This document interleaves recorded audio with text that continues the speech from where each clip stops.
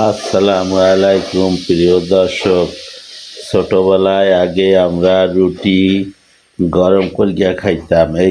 এইভাবে কে কে খাইছেন জানাবেন। আমি এখন সৌদি আরবের হিটারের উপর রুটি দিছি। এই দেখছেন, হিটারের উপর শক্ত বানানোর জন্য রুটি দিছি। রুটি এখন গরম বানাবো। এটা দিলে পরে একবারে বাংলাদেশের মতন কটকটিয়ে হবে।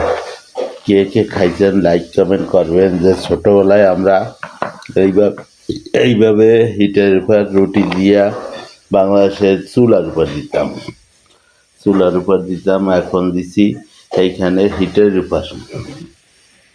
এটা কিন্তু হিটারের উপর রুটি দিছি। দেখবেন রুটি শক্ত হয়ে যাবে, তাই পাগলামি করবো। এখন শক্ত রুটি কুট কুট কুট কুট করে চাবাবো। কে কে খাইছেন এইভাবে রুটি গরম করিয়া বাংলাদেশে জানাবেন।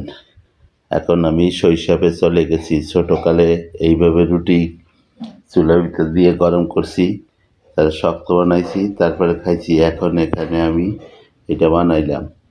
সবাই লাইক শেয়ার করিয়েন, সবাই দেখার সুযোগ করিয়ে দিয়েন।